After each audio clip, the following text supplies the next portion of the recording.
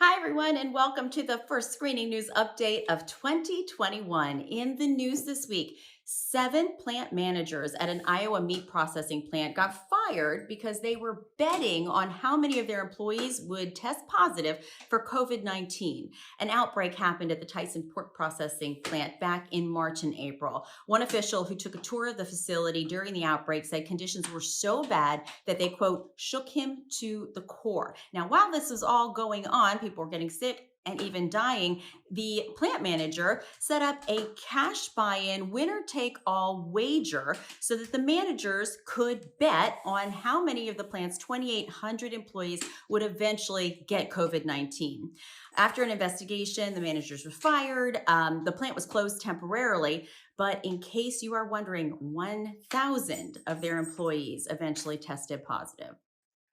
So, the long awaited vaccine rollout is finally here. And as you probably already know, the federal government distributed a certain amount of vaccines to each state. And then it was up to the state governments to figure out how they were going to get them into the population. A lot of states said, hey, we're going to start with healthcare workers and people in nursing homes first. Florida, though, said we're going to open it up to anybody who's over the age of 65. But as you know, there are a lot of folks in Florida over the age of 65. So on Monday, when things opened up, it got a little crazy. In Tampa, seniors crashed a website and forced a call center to close down because so many of them tried to get registered for the shots. Across the state, in Daytona Beach, thousands more seniors parked their cars outside of the stadium and slept there, camped out overnight, so they would be the first to get their shots the following morning. California has been slow as well, only giving out about 28% of their 1.4 million doses so far. But an investigation there is a little concerning. Apparently, there could be hundreds of thousands of doses of vaccine in warehouses at risk of getting ruined. And while these all sound bad, there are some states that are doing very well at this. Texas, Tennessee, and Iowa have distributed the largest number of their vaccines to date.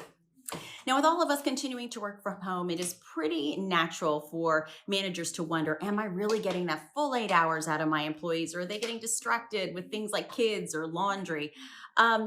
Turns out a new study shows that people who went remote because of COVID are actually putting in more hours than they did before the pandemic.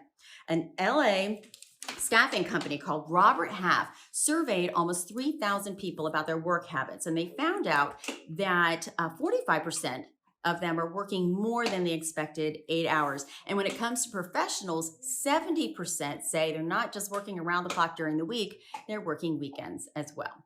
Well, here's to a little well-earned R&R for your weekend. Hope it's good, and we'll see you back here next time.